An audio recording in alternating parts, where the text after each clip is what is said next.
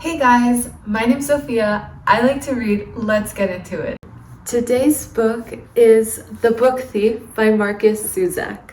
So this novel is quite recent, but it goes back to World War II, and what makes it striking is that it's about some kids. Because whenever you read historical fiction from World War II, it's almost always about adults. So this was the first thing that caught my attention. And the second thing is that normally if the book is about kids, then it's most probably meant for kids. But I believe that in this instance, this story is meant for people of all ages. Before we get into the story, let's discuss the historical context. The Book Thief is set in Nazi Germany during World War II, a time when the country was under Hitler's regime. It's important to note that the dictatorship of the Nazis controlled every aspect of life. So this means what people could read, believe, and even think. This meant that books were burned or banned, words were censored, and fear became a part of everyday life. This setting is essential because the story isn't just about war. It's about resistance through language. It's about how words can both destroy and heal, how they can be used as tools of control or as acts of defiance. Now, let's turn to our novel. The story follows this 9-year-old girl called Liesel Memminger, who is sent to live with her foster parents in a small town in Germany during World War II. On her journey, she steals a book, The Gravedigger's Handbook. Now, she doesn't know how to read, but when she eventually learns, she discovers her love for books and starts stealing them from wherever she can find them. Through her eyes, we see how ordinary people experience the war, but not just any people, kids. And you can see that they manage to find the silver lining despite the war raging around them. Of course, there are moments where she has to confront the fear and loss that comes with the devastating conflict, but also the small moments of love and hope that keep her going. A peculiarity of this novel is that the narrator isn't an unknown third person. No, this third person narrator is death. The author personifies death. It transforms an abstract concept that we tend to antagonize, and with good reason, into a person who isn't bad, at least not in the conventional sense. Death is curious and actually compassionate.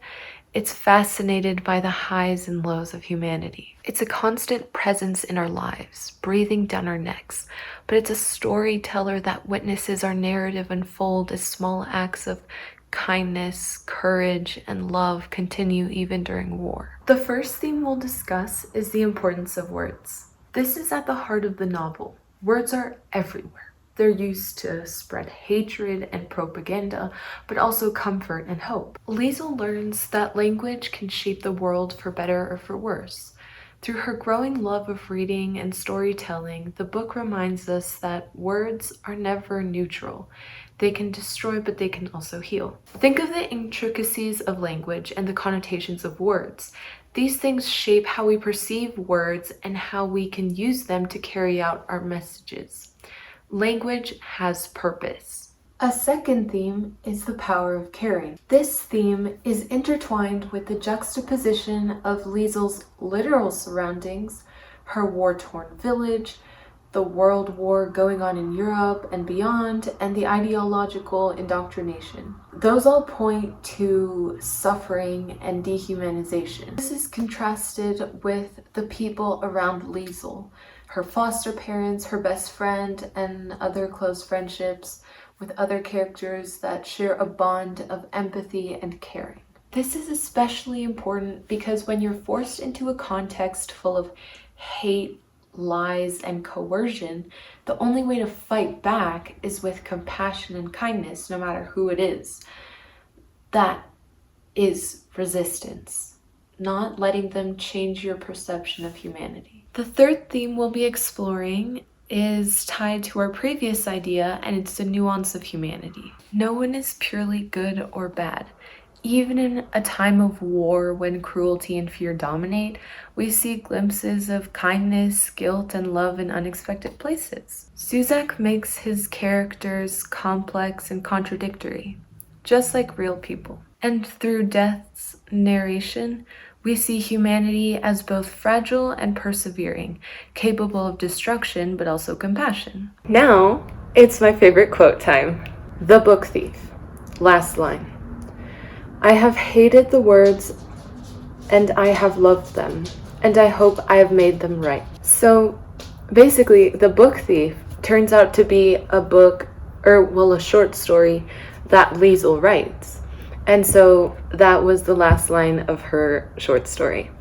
I loved this quote because it perfectly sums up this book thief. And it talks about the complicated relationship we have with language. Throughout the story, we see how words can be used to spread hate and control people, but also how they bring comfort and connection. It acknowledges that words can be combined in infinite ways, and those combinations have different meanings and purposes. And whenever we write something, we hope we have been able to communicate our message. We hope that the person reading it understands our intentions. We hope we have used words correctly. This reminds me that storytelling has weight. Every word we say or write has power. And that is something Liesl and even Death comes to understand by the end. Our verdict is 5 out of 5 stars. I would absolutely recommend this book, especially if you want to read something that makes you just sit there and contemplate what you just read. Because this novel isn't just about historical fiction. It's about the beauty and ugliness of humanity and words, about trying to find your way despite the challenges in your life and in the world around you. It teaches you not to rely on hate, rather seek being compassionate. The Book Thief makes you think, but it also makes you grateful for everything that makes us see the world differently. Thank you so much for watching. Make sure to like and comment, and don't forget to subscribe because I'll be reviewing 1984 by George Orwell. Bye!